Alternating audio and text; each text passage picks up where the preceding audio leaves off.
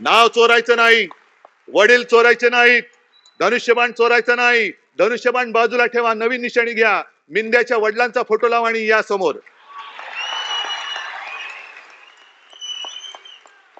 अरे माझ्या वडिलांचे फोटो लावून स्ट्राईक रेट सांगता तुम्ही? शंड कुठले? यांच्याकडनं आपल्या राज्याचं काय भविष्य होणार आहे? पण एक गोष्ट बरी झाली की या निवडणुकीमध्ये आपले कोण आणि परके कोण, मित्र कोण आणि शत्रू कोण हे स्पष्ट झालेले आहे.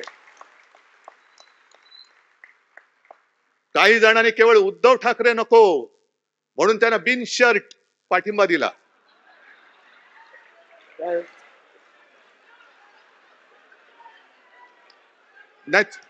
बिन शर्ट,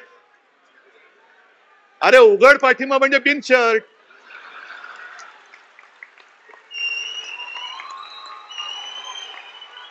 उघड पाठिंबा दिला म्हणजे बिन शर्ट ना.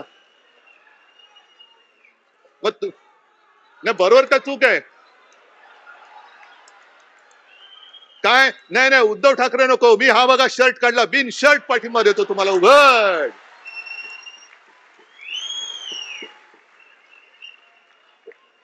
काही जणांनी भाजपला विरोध करण्याचं नाटक करून, ढोंग करून पाठिंबा दिला, लढण्याचं नाटक करून केलं. अरे आम्ही नाटकं करणारी माणसं नाहीत, नाटक ही सुद्धा कला आहे आणि ती कला बऱ्याच अंशी मोरीना जमते, आम्हाला जमत नाही, आम्हाला नाही जमत. पण माझी तर अशी इच्छा होती की आपल्या महाराष्ट्रातली निवडणूक ही 5 टप्प्यात नाही आणखीन 10 टप्प्यात व्हायला पाहिजे होती. रोज यांची साल्टी काढली असती मी, रोज.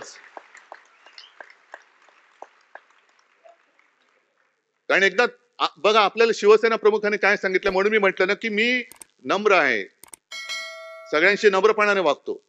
तुम्ही प्रेमाने वागा, आम्ही प्रेमाने वागू, पण जर पाठीत वार कराल तर आम्ही वाघ नखं काढू.